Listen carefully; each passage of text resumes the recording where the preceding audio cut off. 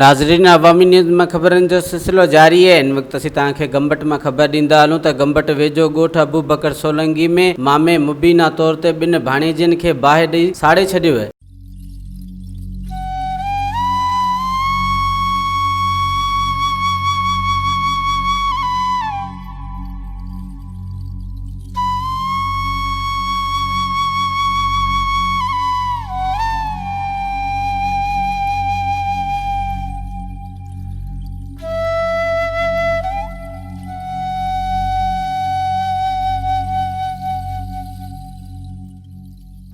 मामा जी दा छो छाड़े चाय पियो त सो पारी में वधीक खबरनि ऐं तफ़सील जे लाइ विज़िट कयो असांजी वेबसाइट awamiNewsHD.com ऐं ॾिसंदा रहो अवामी न्यूज़ HD।